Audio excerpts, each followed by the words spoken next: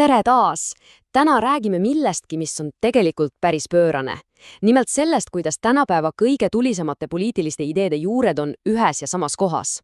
Vaatame, kuidas kaks täiesti vastandlikku liikumist said alguse ühest ja samast ajaloohetkest. Kultuurisõjad, režiimivahetus, te kuulete neid sõnu kogu aeg, eks? Nad on mõisted, mis kujundavad meie maailma siin ja praegu. Aga kas olete kunagi mõelnud, kust need tegelikult tulevad? Vastused viivad meid tagasi ühte konkreetsesse hetke, kus hulk tarku päid seisis ühe väga-väga raske valiku ees. Okei, lähme ajas tagasi. Kujutage ette, on 20. sajandi keskpaik. Paljud vasakpoolsed mõtlejad nad olid täiesti ummikus.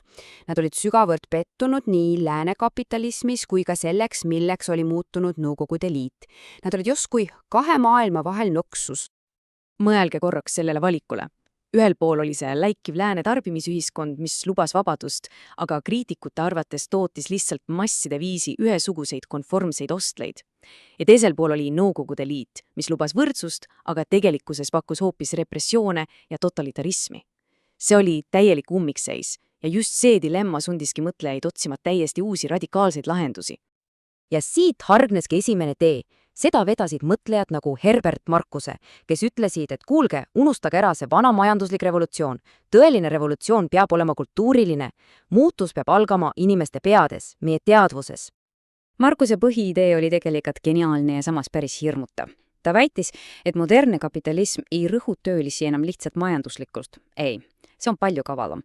See uinutab nad ära, pannes nad ihaldama just neid samu asju, autosid, kodumasinaid, meelelahutust, mida toodetakse nende endi allutamise kaudu.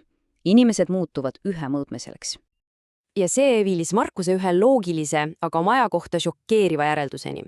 See traditsiooniline töölisklass, keda marksistid pidasid revolutsiooni mootoriks, Marcuse jaoks oli see rong läinud. Nad olid liiga mugavalt süsteemi integreeritud, et tahta seda kukutada. Nad olid muutunud süsteemi osaks, mitte selle vastasteks. Okei, aga kui töölised on mängust väljas, siis kes selle revolutsiooni ära teeb? Kust leidis Marcuse uue lootuse, uue revolutsioonilise jõu? Ja siin ongi see konks. Ta leidis selle jõu ühiskonna äärealadelt. Marcuse uskus, et just need marginaliseeritud rühmad, üliõpilased, intelligents, getode elanikud, outsiderid, feministid, seksuaalvähemused, nemad, keda ühiskond polnud suutnud täielikult endasse imeda, just nemad olid säilitanud oma revolutsioonilise potentsiaali. Ja see tsitaat, see võtab kokku ühe tema kõige vastuolulisema idee. Põhimõtteliselt ütles Marcuse, et tõeline, vabastav sallivus nõuab sallimatust. Just nimelt sallimatust nende ideede suhtes, mida peetakse regressiivseks ja rõhuvaks. Ja see on mõte, millega aja me kuuleme täna valjult ja selgelt peaaegu igas vaidluses sõnavabaduse üle. Aga samal ajal, kui see kõik toimus, oli veel teine seltskond. Need olid endised vasakpoolsed, keda uus vasakpoolsuse radikaalsus ja Ameerika vastasus sügavalt häirisid. Ja nemad valisid täiesti teistsuguse tee. See on tegelikult uskumatu teekond üle kogu poliitiliste spektri, aga neid kõiki ajendas üks ja sama keskne veendumus. Usk tugevasse, sekkuvasse Ameerikasse, mis peab seisma vastu türanniale kõikjal maailmas, eriti muidugi Nõukogude Liidule. Ja siis, kui Nõukogude Liit kokku varises, ei näinud uuskonservatiivid selles mingit ajaloo lõppu. Vastupidi, nende jaoks oli see Ameerika uue suure missiooni algus. See oli see kuulus unipolaarne hetk, ainulaadne, kordumatu võimalus kujundada kogu maailma Ameerika näo ja väärtuste järgi. Nende tegevuskava oli kristallselge. Esiteks, liberaalne demokraatia ja turumajandus on parimad süsteemid kõigile. Teiseks, me tuvastame kõik need diktaatorid, kes seda ohustavad, ja kolmandaks, me kasutame vajadusel mis tahes vahendeid, kaasa arvatud sõjalist jõudu, et neist vabaneda.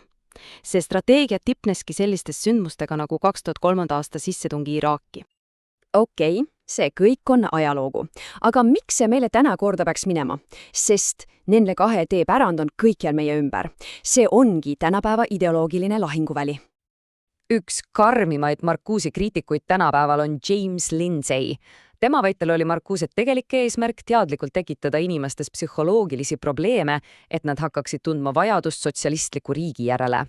Tema jaoks on tänapäeva identiteedipoliitika sisuliselt lihtsalt Marcuse vana lõhestamisstrateegia uus kuub.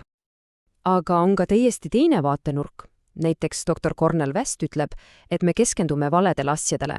Tema jaoks ei ole peamine küsimus vasak versus parempoolsus, vaid hoopis see, kelle käes on tegelik võim. Suured korporatsioonid ja sõjatööstuskompleks, mis tema sõnul rõhuvad kõiki, olenemata nende kohast kultuurisõjas. Ja see tabel võtabki tegelikult kogu selle loo kokku. Vaadake neid kontraste. Ühel pool uus vasakpoolsus, mille eesmärk oli kultuurirevolutsioon seespoolt, relvaks repressiivne sallivus, ja teisel pool uus konservatiivid, kes tahtsid globaalset domineerimist väljastpoolt, kasutades ära unipolaarset hetke. 2 täiesti erinevat maailmavaadet, mis on sündinud samast elahmest ja mille mõju me näeme täna absoluutselt kõikjal. Ja nüüd jõuame kõige hämmastavama osani. Mõlemad liikumised, mis olid teineteise verivaenlased, rääkisid lakkamatult ühest ja samast asjast, vabadusest ja vabanemisest. Lihtsalt nad mõistis seda täiesti erinevalt. Ja siin see ongi. Kogu konflikti tuum. Üks tee püüdis vabastada ühiskonda Ameerika süsteemis seest. Nende jaoks oli süsteem ise vangla. Teine tee püüdis vabastada maailma Ameerika süsteemi abil. Nende jaoks oli see süsteem vabaduse tööriist. 2 täiesti vastandlikku peegelpeldis arusaama vabanemisest. Ja see jätabki meid ühe suure küsimusega. Kui nii erinevad ja vastandlikud ideoloogiad saavad mõlemad väita, et nad võitlevad vabaduse eest, siis mida tähendab üldse tänapäeval vaba olla? See on küsimus, millele me kõik peame ise vastuse leidma.